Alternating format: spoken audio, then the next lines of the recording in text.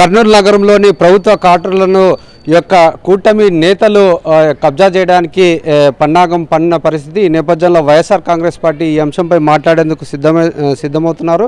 వారితో మాట్లాడతాం. అంటే ఎట్లా చూడొచ్చు అంటారు? ఈరోజు చూసుకున్నట్లయితే 70 సంవత్సరాల పాటు నుండి ఉన్న ఈ యొక్క ప్రభుత్వ క్వార్టర్స్ని కాజేయడానికి ఈ యొక్క మంత్రి టీజీ భరత్ పూనుకోవడాన్ని ఎట్లా చూడొచ్చు అంటారు?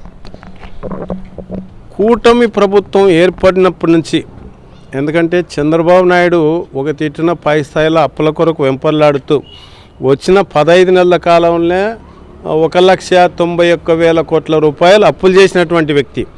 అవి చాలా వనక వాళ్ళు ప్రభుత్వ బాధ్యతలు చేపట్టినప్పటి నుంచి దీపం పెట్టి వెతుకుతున్నారు. ఎక్కడెక్కడ ఏమేమి అవకాశం వస్తుందా, ఏ రకంగా వాళ్లకు వాళ్ళ పార్టీ నాయకులకు ఎట్లా కట్టబెట్టాలనే దాని కొరకు వెంపర్లాడుతున్నారు.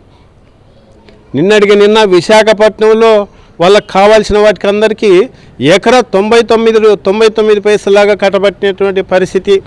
విజయవాడలో హార్ట్ ఆఫ్ ది టౌన్లో మా లులు సంస్థకు చాలా చీప్ రేటుకు కట్టబెట్టినటువంటి పరిస్థితి పాత బస్ స్టాండ్. ఇవాళ కర్నూలు మీద కన్నేసినారు.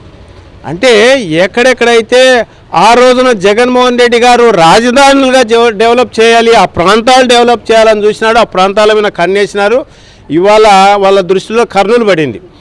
53లో రాజధాని ఏర్పడినప్పుడు ఆ రోజున కట్టినటువంటి క్వార్టర్స్ ఇన్ని సంవత్సరాల్లో దాన్ని ఏదన్నా ఇంకా వృద్ధి చేయాలి, ఇంకా ప్రభుత్వ పరంగా, ఎందుకంటే చరిత్రను నిలిచిపోయే రకంగా తీర్చిదిద్దాలి తప్ప ఇవాళ వాళ్ళకు కావాల్సిన వాళ్ళకు పప్పులు బెల్లాల్లాగా పంచుకోవడానికి దారాదత్తం చేయడానికి సిద్ధపడినారు తప్ప ఇది కర్నూలు ప్రజలుగా, కర్నూలు వాసులుగా, మేము కార్పొరేషన్ మేయర్గా ఏమాత్రం ఒప్పుకునే ప్రసక్తి లేనే లేదు.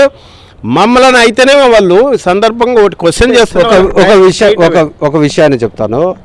ఇప్పుడు దాకా అంటే మెడికల్ కాలేజీలను ప్రైవేటీకరణ చేస్తున్నారు, ఏపీ టూరిజం ఆస్తులను కూడా ప్రైవేటీకరణ చేస్తున్నారు. ఇప్పుడు ఇలాంటి సిచ్యువేషన్స్ లో ఇప్పుడు ఇక్కడ యొక్క ప్రభుత్వానికి సంబంధించిన క్వార్టర్లను చాలా విలువైన క్వార్టర్లు ఇవి, అంటే ప్రభుత్వ ఆస్తులు ఇవి, వీటిని కార్పొరేట్ సంస్థల చేతుల్లోకి పెట్టడం అనేది కావచ్చు, వాళ్ళు లీజుని అడ్డు పెట్టుకొని వాళ్ళు దాన్ని కబ్జా చేయడానికి కావచ్చు, ఇట్లా రకరకాల ఆలోచనలు రాష్ట్రంలో ఉన్న కూటమి నేతలు, అంటే చంద్రబాబు తర్వాత వారి అడుగుజాలను వీరు కూడా నడుస్తున్నారా? ఖచ్చితంగా నడుస్తున్నారు కదా. వాళ్ళు కూటమి నేతలు ఎవరైతే ఉన్నారో వాళ్ళ ప్లాన్ ఏది, వాళ్ళు బాగుపడాలా, వాళ్ళ వర్గం బాగుపడాలా, కూటమి నేతలు బాగుపడాలని చేస్తున్నటువంటి ఈ ప్రయత్నం. ఇప్పుడు స్వాతంత్రం వచ్చిన నుంచి 11 మెడికల్ కాలేజీలు ఉన్నాయి మనకు. జగన్మోహన్ రెడ్డి గారు ముఖ్యమంత్రి అయిన తర్వాత గవర్నమెంట్ తరపు నుంచి గవర్నమెంట్వి 17 మెడికల్ కాలేజీలు తీసుకొచ్చినటువంటి 14 సంవత్సరాలు ముఖ్యమంత్రి ఉన్నటువంటి చంద్రబాబు నాయుడు ఏ ఒక్క మెడికల్ కాలేజ్ కొరకు ఏ ఒక్క రోజున కూడా ప్రయత్నం చేయనటువంటి వ్యక్తి.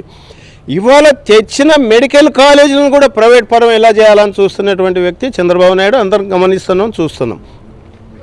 ఇవాళ కర్నూలు విషయానికి కూడా వస్తే ఒకటి చెప్తా, ఎప్పటి నుంచో ఉన్న క్వార్టర్స్ 90 ఎకరాలు చాలా విలువైనటువంటి స్థలం. అది సెంటు దగ్గర 50 లక్షలు పలుకుతున్నటువంటి స్థలం. అది ఈ రకంగా అంటే దగ్గర ఒక 4,000 కోట్లు 5,000 కోట్ల ప్రాపర్టీ. అది ఆ ప్రాపర్టీని కావాల్సిన వాళ్ళకు ఏదో నామకు వస్తే లీజుకి ఇస్తామంటే కుదరని పనులు.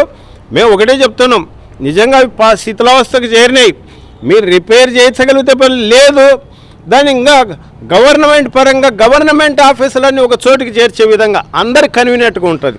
కలెక్టరేట్ కావచ్చు, ఆర్డీఓ ఆఫీస్ కావచ్చు, ఆర్టీఓ ఆఫీస్ కావచ్చు, మిగతా ఏ ఆఫీసులైనా అక్కడికి చేర్చండి. ఒక జిల్లా పరిషత్ కావచ్చు, కార్పొరేషన్ కావచ్చు, ఏమైనా కావచ్చు. ఎంప్లాయీస్ క్వార్టర్స్ అన్ని కట్టండి అక్కడ. అంతకుముందు కూడా రాజశేఖర రెడ్డి సార్ ఉన్నప్పుడు ఆలోచన చేసినాడు, ఎవరితో ఒకరితో ఇచ్చేసి అక్కడే క్వార్టర్స్ కట్టండి. గవర్నమెంట్ ప్రాపర్టీ గవర్నమెంట్కి మిగులుతుంది. కర్నూలులో నివసించే ఉద్యోగస్తులకు అందరూ కూడా హ్యాపీగా ఫీల్ అవుతారు, ప్రజలు సంతోషంగా ఫీల్ అవుతారు. ఆ పని చేయకుండా ఈ సందర్భంగా ఇంకోటి కూడా చెప్తా, మేము ఎక్కడో పనికిరాని ఖాళీగా ఉన్నటువంటి స్థలం, పనికి రాకుండా ఖాళీగా ఉన్నటువంటి స్థలాన్ని ఆ రోజుల్లో పార్టీ ఆఫీస్ కొరకు అప్లికేషన్ పెట్టి గవర్నమెంట్ నుంచి వాళ్ళు ఇచ్చిన జీవో ప్రకారమే అప్పుడు తెలుగుదేశం ప్రభుత్వం ఉన్నప్పుడు ఇచ్చిన జీవో ప్రకారమే మేము అడిగి రిక్వెస్ట్ చేసి బిల్డింగ్ కడితే నానాక యాగిలు చేసినారు. ఇవాళ వాళ్ళు ఇంత విలువైనటువంటి ప్లేస్ దగ్గర 120 కోట్లు విలువ చేసేటువంటి స్థలాన్ని పార్ట్ ఆఫీస్ కావాలని అప్లికేషన్ పెట్టినారు. మరి వాళ్ళే అంటే నీతులు చెప్పడానికైనా ఆచరించడానికి కాదా అని సంగతి ఈ సందర్భంగా అడుగుతున్నాం. కాబట్టి ఇవన్నీ ఒప్పుకునే ప్రసక్తే లేదు. ఏ రకంగానూ మేము ముందుకు సాగనీయము, ఖచ్చితంగా దీనికి అడ్డుపడతామన్న సంగతి మీ ద్వారా తెలియజేస్తున్నాం. ఏ విధంగా చూడొచ్చు అంటారు? ఈరోజు చూసుకున్నట్లయితే ప్రతి విషయాన్ని ఈ యొక్క కార్పొరేషన్ సమావేశాల్లో సర్వసభ్య సమావేశంలో చర్చించాలి. అటువంటిది ఏం చేయకుండా కేవలం వారి యొక్క స్వార్థం కోసం ఈ విధంగా కాజేయడానికి ప్రయత్నం చేయడం ఎట్లా చూడొచ్చు? ఎట్లా చూడొచ్చు అంటే దీపము ఉన్నవరకే ఇల్లు చక్క పెట్టుకోవాలనేది ఒక సామెత ఉంది. ఇప్పుడు ఈ కూటమి ప్రభుత్వానికి ఒకటి అర్థమైంది, మనం ఉండేది ఈ 5 ఏళ్ళే, నెక్స్ట్ వచ్చేది జగనే. ఎందుకంటే వాళ్ళు ఏ విధంగా ప్రజలకు చేస్తున్నారు అనేది ప్రజలందరికీ బాగా తెలుసు, ఏ విధంగా గెలిచారన్నది కూడా తెలుసు. కాబట్టి నెక్స్ట్ వాళ్ళు రాలేరు కాబట్టే అంటే దొరికినంత దోచుకో, అందరికీ పంచుకో, తినుకో, ఇదే వాళ్ళ నినాదం. కాబట్టే ఏ ప్రభుత్వము సొమ్ము ఉన్నా కూడా దాన్ని అంటే ఇప్పుడు మేయర్ గారు చెప్పినట్లు ఆ స్థలాన్ని, మంచి విలువైన స్థలాన్ని ప్రభుత్వమే పెట్టుకొని ప్రభుత్వ ఆఫీసులన్నీ కానీ ప్రభుత్వ అధికారులకు కానీ క్వార్టర్స్ లాగా కట్టి మొత్తం ఆఫీసులన్నీ పెట్టి చేయొచ్చు. కానీ ఆ విధంగా ఆలోచించకుండా ఏదో వచ్చిన దాంతో సరిపెట్టుకొని ప్రైవేట్ పరం చేసేస్తే అది ఎంతవరకు కరెక్ట్ అనేది ఒక్కసారి ఆలోచించాలా. దీనికి మేము ఎప్పటికీ ఒప్పుకోము, ఖచ్చితంగా దీని గురించి మేము పోరాడతామని ఈ సందర్భంగా తెలియజేస్తున్నాను. ఇది మనం చూసుకున్నట్లయితే కర్నూలు నగరంలోని ఏబీసీ క్వార్టర్ సంబంధించిన ప్రభుత్వ క్వార్టర్లను కాజేయడానికి చూస్తున్నారు. కోట్లకు విలువ చేసే ఈ యొక్క స్థలాలను కాజేయడానికి చూస్తే మాత్రం ఖచ్చితంగా అడ్డుకొని తీరుతాం. ఇటువంటి మా పోరాటాన్ని అయితే ఆపే ప్రసక్తి లేదు. ఖచ్చితంగా ఈ యొక్క నిర్ణయాన్ని వెనుక తీసుకునే దాకా తమ పోరాటం అయితే కొనసాగిస్తామంటూ వైఎస్ఆర్సీపీ నాయకులు హెచ్చరిస్తున్న పరిస్థితి. కెమెరామెన్ శేఖర్తో లోకేష్, సాక్షి టీవీ, కర్నూలు.